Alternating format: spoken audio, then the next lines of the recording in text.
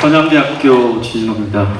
제가 오전에 와서 쭉 이 발제하시는 분들의 강의 내용을 이렇게 들어보니까 저는 이제 전공이 관광 분야라 유교의 그 학문적 깊이라든가 이런 것들을 좀 이해하기가 쉽지가 않더라고요.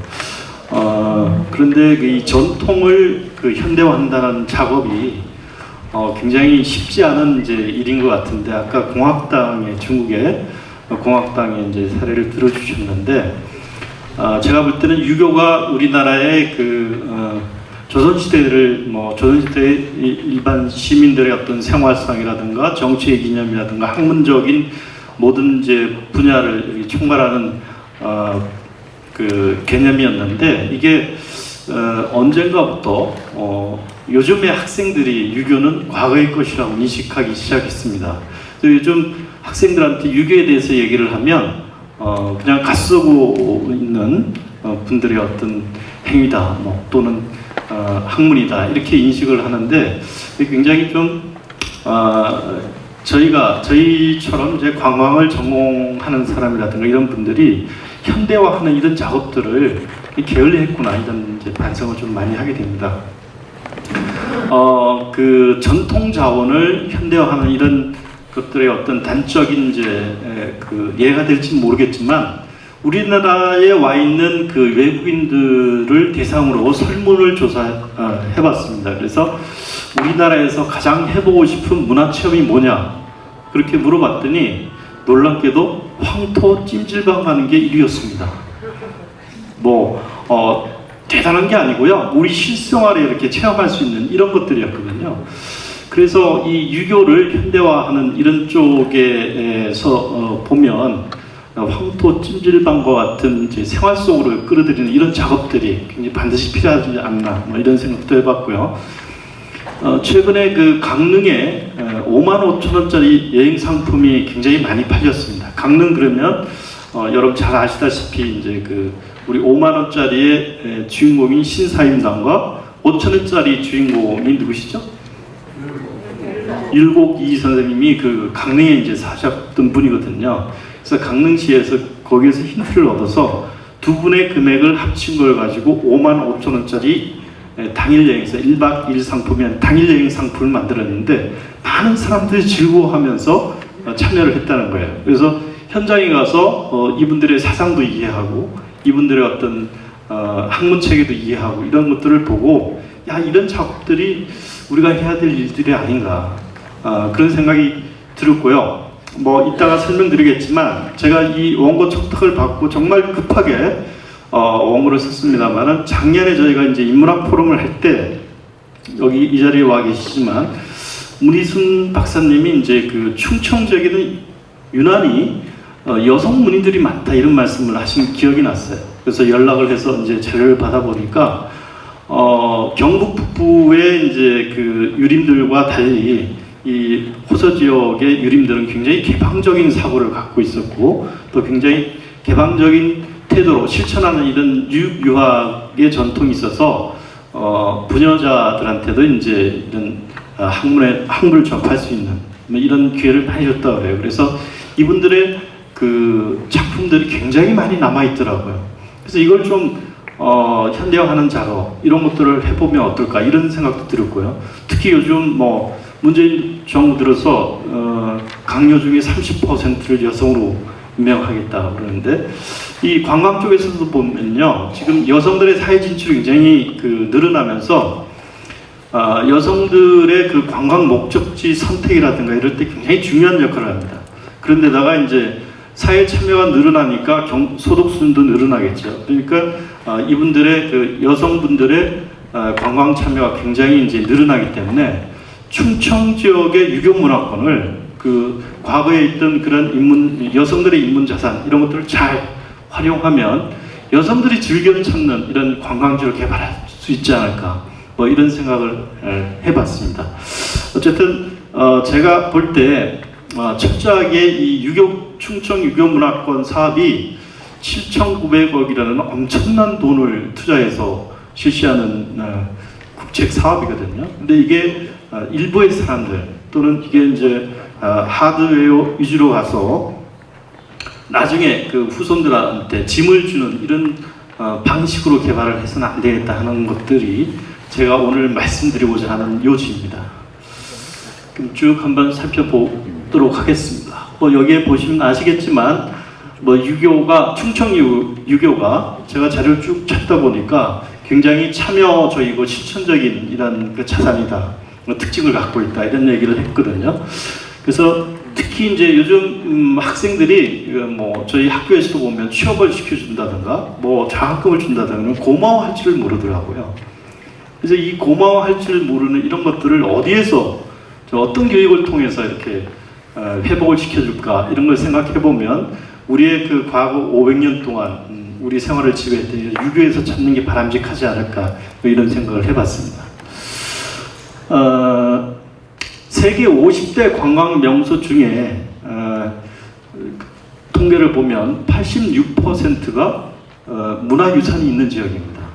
근데 다행스럽게도 이 충청 지역에서는 유교 문화자산이 굉장히 많이 있거든요. 그래서 현상적으로 봤을 때 이것만 잘 활용해도 사실은 명품 관광지로 될 가능성이 상당히 높다 이렇게 봐도 무리는 아닐 것 같습니다. 그래서 보존과 활용 이런 측면에서도 굉장히 중요하지 않느냐.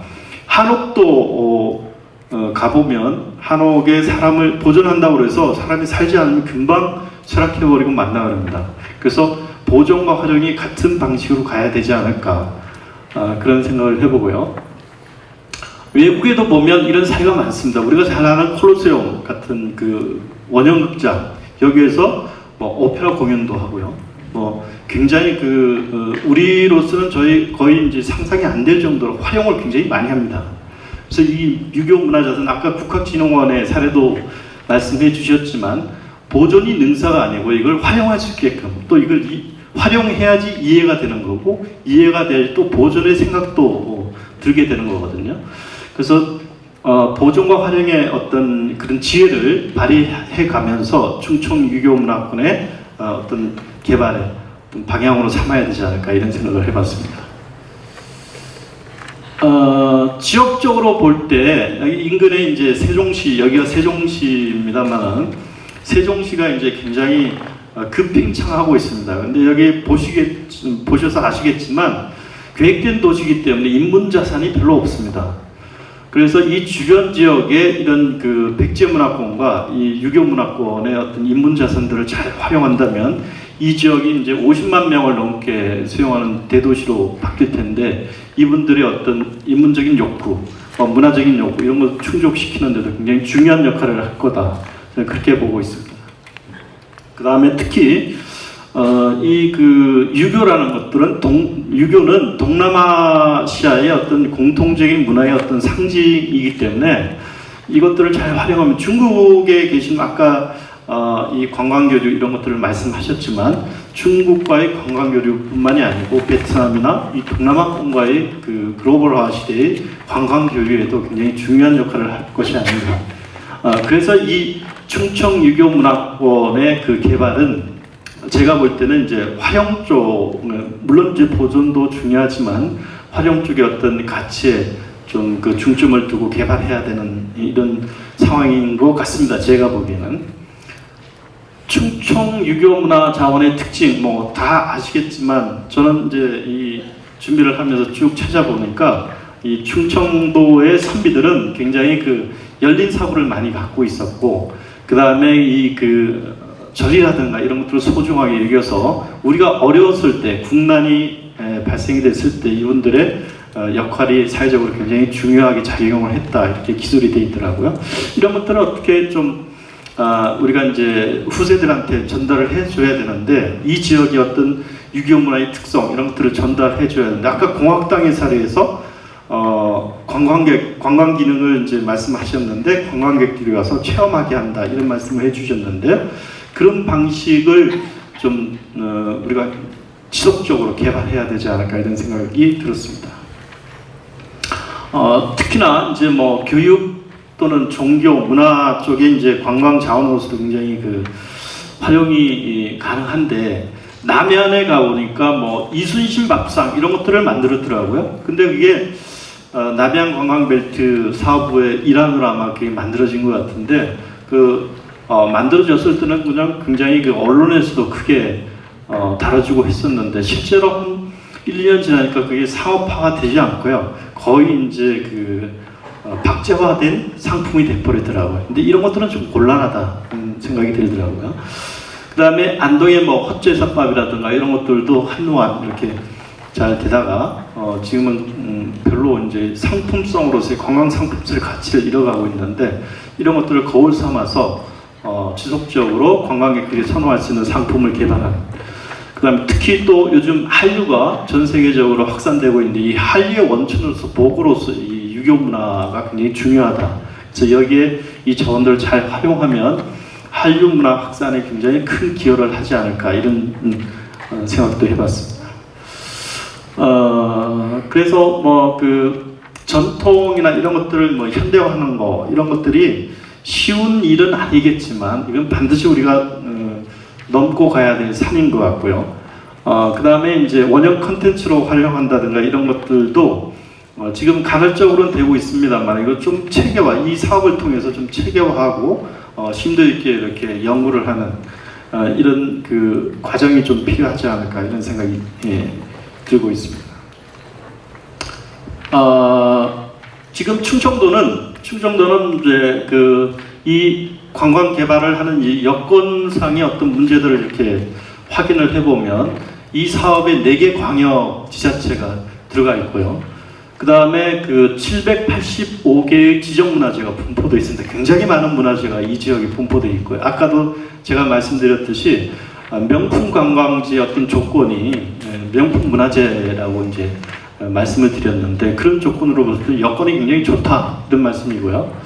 그 다음에 전국에 관광지가 있습니다. 관광지라는 이제 지정되는 문화체육 관광부에서 지정을 하지만 여기에 230개 중에서 48개가 이 지역에 이제 있기 때문에 관광 여건은 상당히 좋은 편이다.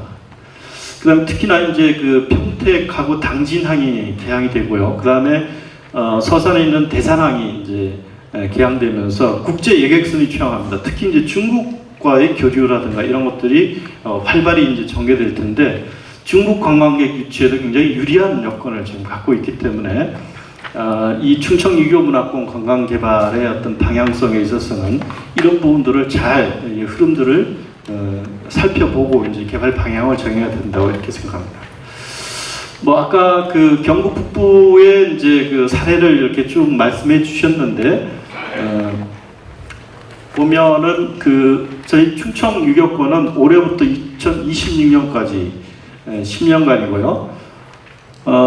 경북 북부는 이제 이미 끝난 사업이고요. 뭐 이렇게 현황이 되어 있습니다만 아까 총 사업비가 경북 북부 같은 1조 5천억 정도라 그러셨는데 아마 민자 투자를 아마 뺀 액수인 것 같습니다. 그래서 저희 충청 유교문화권은 한 7,900억, 8천억 정도 되는 어마어마한 액수가 이제 투자되는데 문제는 주요 사업이 경북 북부 같은 경우 문화재를 복원하고 관리하고 보존하고 이런 쪽에 이제 초점이 맞춰졌습니다.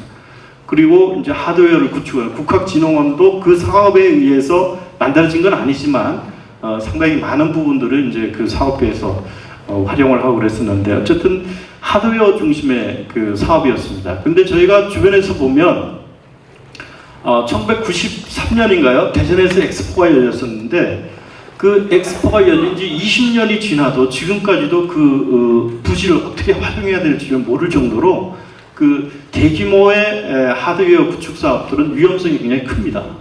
그래서 이 충청 유교문화권 사업을 할 때는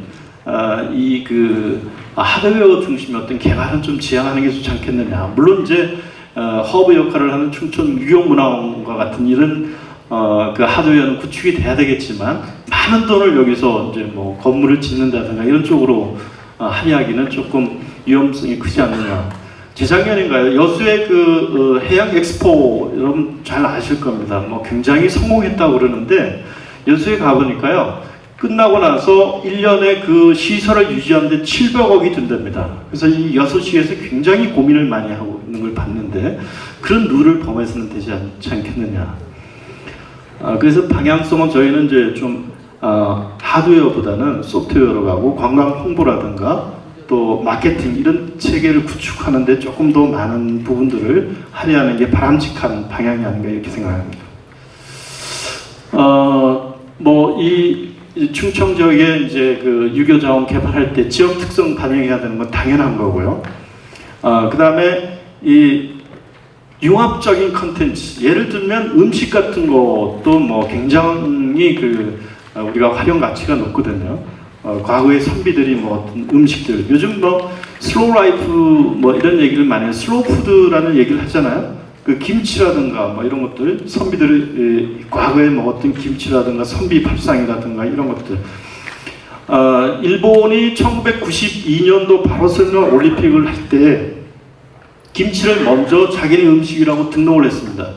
우리나라가 이제 우리나라 정부에서 부랴부랴 나중에 이제 등록이 됐지만 그때 제 기억으로는 우리나라 김치와 일본의 기무치의 차이점을 제대로 설명을 못한 것 같아요. 근데 우리나라 김치와 일본의 기무치의 큰 차이점은 우리나라 김치에는 발효식품인 젓갈이 들어가는 거거든요. 그래서 이 선비들이 예전에 이걸 발효시켜서 먹었던 이런 것과 스토리텔링으로 엮어서 만들어내면 이게 굉장히 그 파급 효과가 크지 않을까. 이명박 정부 때라고 기억이 나는데 우리나라의 그 한스타일이라고 해서 한국 전통 문화를 이 부가가치를 높일 수 있는 6개 분야를 선정을 했죠. 그 중에 뭐 한옥도 있고 한식도 있고 쭉 있는데 그 중에 그 한식의 대표 음식으로 우리가 선정한 게 뭐였냐면 조금 실망스럽게도 제가 볼 때는 떡볶이였어요. 떡볶이를 우리나라를 대표하는 한식의 메뉴로 선정을 했어요. 일본 같은 경우에는 그 스시, 초밥 뭐 이런 것들이 외국에 굉장히 인기 있는 이런 이제 관광 상품이거든요. 그래서 예전에 선비들이 먹었던 이런 것들을 좀 충청도 지역에 이런 특히 이제 충청 유교 문화권 지역에 있던 이런 음식들을 개발한다면 굉장히 파급 효과가 크지 않을까. 천안에 그 웰빙 엑스포라고 재작년인가 있었는데요. 그 시장님이 저보고 이제 식사를 대접한다고 해서 제가 이제 따라갔어요. 그래서 이제 저는 소고기 같은 거 아주 맛있는 거 사주실 줄 알고 갔더니 된장 하나 사주시더라고요. 그게 빠금장이라고 해서 600년 전에 된장을 다시 복원했다는 거예요. 거기에 이제 뭐 선비들의 얘기 뭐 이런 것도 들어있었는데 그 얘기를 듣고 보니까 그 맛이 달라 보이더라고요. 이게 관광이 갖고 있는 힘이고 어떤 감성적인 요소들을 자극하는 것들인데 요즘에 관광 트렌드가 아까 체험 말씀하셨는데 그런 것들입니다. 친환경적인 거. 아까 슬로우 푸드 이런 거 좋아한다고 그랬잖아요. 내 몸에 좋은 거를 굉장히 즐겨 하거든요. 예전에 선비들이 절대로 제가 볼 때는 과식하거나 이런 욕심을 음식에 대해서 뭐 욕심을 부르고 하지 않았을 거고요. 네, 그런 것들을 좀 잘 찾아내면 웰빙 음식으로 또는 이게 관광 상품으로도 충분히 가능성이 있다 이렇게 보여지고요. 뭐 요즘 축제도 이제 그 많은 이제 관광 상품의 어떤 소재가 되기도 하고 이게 일반화된 이제 관광 상품으로서 일반인들이 참여하는데 영주의 그 경북 영주 아까 경북의 그 북부 유교문화권 개발할 때 제가 10년 전에 영주의 그 유교문화 축제라는 축제를 만들었습니다. 근데 제가 의도한 것보다도 사람들이 안 오더라고요. 올해는 제가 못 가봤지만 왜 안 오는지를 분석을 해보니까 프로그램 개발까지 제가 뭐 다 하진 않았지만 그 프로그램이 현대화되질 않았어요. 요즘 애들이 즐겨 할 수 있는 쪽으로 프로그램이 만들어져 있지 않고요. 가 쓰고 뭐 천자문 읽고 이런 뭐 예절 교육하고 그 정도의 흉내내기의 어떤 그 상품화를 가지고 이걸 대중화시킨다는 건 좀 어렵지 않느냐. 그래서 이따가 사례가 나오겠지만 서산의 그 유방택 그 별축제 같은 경우는 규모는 적지만 그 유방택이라는 그 고려말 조선시대 그 선비가 갖고 있던 기계라든가 그 다음에 그분의 과학 정신 이런 걸 잘 활용해서 요즘 애들이 별을 쳐다보면서 그분을 생각하고 뭐 아주 현대화 작업을 잘 하지 않느냐 이런 그 생각을 해봤습니다. 어쨌든 그 융합적인 이 소프트웨어 개발에 좀 방향성이 모아져야겠다. 그다음에 아까 공학당의 사례도 나왔고요. 국학진흥원의 사례도 나왔는데 이게 그 충청 유교문화원 이제 조감도인데 여기서 어떤 그런 기능들을 좀 잘 해야 되는데 단순히 이제 행정적인 업무만 처리한다든가 이런 쪽으로 가게 되면 이 사업이 결국에는 성공하지 못할 가능성이 굉장히 높다고 저는 이렇게 판단이 됩니다. 그래서 이게 좀 유기적으로 좀 기능도 좀 분화가 되고요. 또 전문가들도 다양하게 참여해서 소프트웨어를 계속적으로 개발할 수 있는 구조를 만들어야 되고요.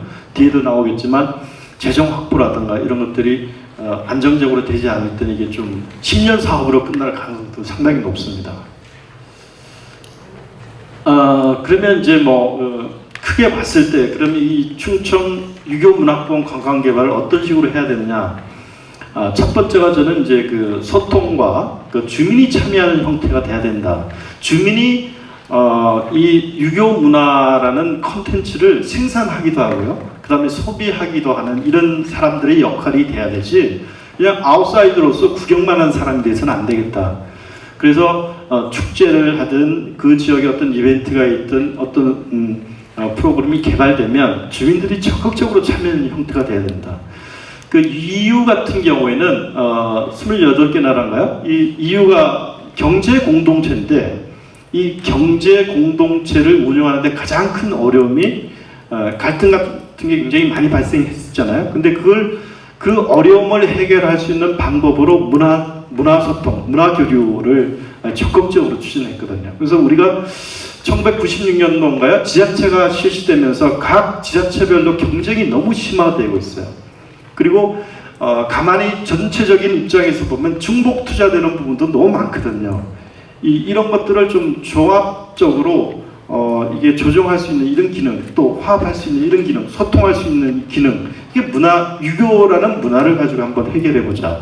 그래서 남북 통일이 우리 대한민국이 갖고 있는 가장 큰 이제 현대적 과제 중에 하나인데 남북 통일이 됐다고 가정을 했을 때 저희가 가장 크게 염려해야 될 부분이 결국에는 제가 볼 때는 문화적인 그 교류나 이런 것들을 통해서 동질성을 회복하지 않으면 통일이 돼도 상당 기간은 좀 어려움을 겪지 않을까 이런 생각을 해봤습니다. 그래서 이 충청 유교 문화권이 지금 4개 광역 지자체가 참여하고 기초 지자체가 뭐 25개가 참여하잖아요. 근데 이분들의 어떤 그 화합이라든가 그 다음에 그 교류라든가 이런 것들을 통해서 갈등을 해소할 수 있는 이런 시험들을 한번 삼아보는 것도 좋지 않을까 이런 생각을 해왔습니다. 아까 제가 말씀드렸는데 일부의 자리만 제가 여기 이제 발표 자료에 이제 삽입을 시켰지만 이 충청도에는 유달리 많은 여성 문인들이 이제 생활을 했고 이분들의 유교 자산들이 많이 남아 있습니다. 이걸 좀 활용을 해야 되는데 저기 뒤에 앉아 계신 문희순 박사님이 굉장히 노력을 많이 하셨더라고요. 며칠 전에 제가 전화를 통화해 보니까 지금 우리나라 정부 조직법에 여가부, 여성가족부가 있지 않습니까? 여성의 사회적인 역할 이런 것들이 커지니까 여성 문제만을 다루고 또 이 여성들의 사회적인 역할을 증대시키는 쪽에서 그 기능도 이제 굉장히 확대되고 있는 이런 추세인데 여성 박물관이라든가 이런 것들도 아마 정부에서는 계획하고 있는 것 같습니다. 그렇다면 이 충청 지역의 인문 자산인 여성 문인들의 어떤 이런 자산들을 잘 활용을 하면 이 사업을 통해서 여성 박물관도 우리 지역으로 유치할 수 있지 않을까 저는 그런 생각도 해봤습니다. 조금 엉뚱하지만 그래서 이 충청도에 이 여성 문인들이 많은 이유가 뭐냐 이렇게 이제 여쭤보니까 뭐 충청 지역 사대부가 여성들의 철학적인 어떤 탐구에 대한 어떤 결과물이 굉장히 많이 남아 있고 그 다음에 그 성리학이 발달되어 있으니까 이 양반과 여성들이 이제 가족적인 분위기라든가 이런 것들을 통해서 공부를 할 수 있는 어떤 동기가 부여되지 않느냐. 그 다음에 가문별로 이제 어머니들이 선비를 길러내는 게 결국엔 어머니인데 이 어머니에 대한 이제 전무의식 이런 것들이 결국 어떤 인문적 자산으로 쌓여 있는 게 아니냐. 거기에다가 이제 충청도가 갖고 있는 높지도 않고 낮지도 않은 이런 산야라든가 자연환경 이런 것들로 인해서 감성적인 어떤 그 결과물로서 이제 여성의 어떤 문인들이 많이 배출되지 않나 이렇게 분석을 해놨더라고요. 그래서 이걸 좀 잘 살려야 되겠다. 이번 충청 유교문화권 개발을 할 때 이러한 자산들은 다른 지역하고 차별화될 수 있는 분명한 우리만이 갖고 있는 이제 자산이기 때문에 이걸 좀 잘 살려야겠다 이런 생각을 해봤습니다. 쭉 보면 이미 뭐 그 자원화하는 이런 작업들이 간헐적으로 진행이 되고 있고요. 또 그 소규모지만은 축제라든가 공연이라든가 이런 것들이 지금 진행이 되고 있습니다. 이걸 좀 체계적으로 우리가 특성화시킬 필요가 있지 않을까 이런 생각을 해봤습니다. 충청북도도 상당히 있고요. 대전 같은 경우는 아까 팜플렛을 그 문 박사님 주시는데 보니까 대전에서도 굉장히 많은 프로그램들을 지금 하고 있더라고요. 이 사업을 통해서 이걸 조금 더 발전을 시키고 체계화시켜야 되겠다 이런 생각을 해봤습니다. 그 다음에 이 철저하게 좀 현대화해야 되겠다. 아까 그런 말씀을 드렸는데 유방택 별축제 저게 이제 그 천문대거든요. 천문대에 가보면 이렇게 도포를 입고 이분의 어떤 그 정신을 배우면서 이제 이 과학의 어떤 그 발달 또 이 자연 환경이 좋기 때문에 본인의 힐링까지도 이렇게 포함되는 개념으로 이렇게 승화가 되어 있고 현대화되는 이런 작업들을 봤는데 서산시의 얘기를 들어보니까 충청 유교문화권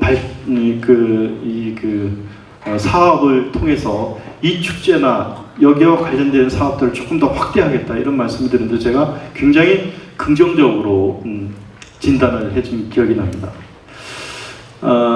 그래서 어쨌든 우리가 이 체험적인 요소 이런 것들은 굉장히 중요한데 예를 들면 제가 그 스페인 여러분 잘 아시지만 세계적인 축제 그러면 도마도 축제를 많이 들잖아요. 도마도 축제가 세계적인 축제인데 1시간밖에 안 합니다.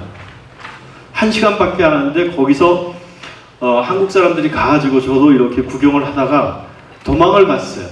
골목으로 도망을 가서 이렇게 서 있으니까 건물에서 이제 동네 광장에 사니까 건물에서 이렇게 내려다보더니 저한테 물을 확 쏟아붓더라고요. 그래서 제가 물범벅이 됐죠. 그 이후에는 이거 도망다닐 필요가 없겠다. 나도 참여하자. 그래서 열심히 나를 쫓아왔던 사람을 쫓아와서 몇 대 때리니까 1시간이 끝났어요. 근데 화장실이 갈 데도 없고요. 뭐 물건을 살 데도 없고 그런데 불평을 안 해요, 사람들이. 굉장히 만족도가 높더라고요. 이게 체험적인 요소 이런 거거든요. 그래서 이 유교문화, 딱딱하게 생각하는 유교문화를 그런 쪽으로, 그런 방향으로 좀 풀어나가야 되겠다. 결론적으로 말씀드리면 이 충청 유교문화권 관광 개발은 보존과 활용을 동시에 좀 추구해야 될 것 같고요. 그 다음에 정신적 가치 재현 쪽에 정신적인 부분을 현실 생활화하는 쪽에 좀 중점을 둬야 될 것 같고요. 그 다음에 지역 갈등을 해소하는 아까 그 이유의 사례를 제가 들어드렸는데 이런 그 지역 갈등을 해소하는 방법으로도 이걸 좀 응용을 해야 될 것 같고요. 그 다음에 마지막으로 이제 국토의 균형 발전이라든가 이 사업을 통해서 지역 경제가 활성화되는 이런 목적을 달성해야 되지 않을까. 그래서 충청 유교문화권 개발의 관광적인 측면에서 바라본 제 그 방향성을 간단히 말씀드렸습니다. 이상 발표를 마치도록 하겠습니다. 감사합니다. 예, 감사합니다. 오늘 여기 참석하고 계신 모든 분들이 아마 공감하고 계실 부분입니다.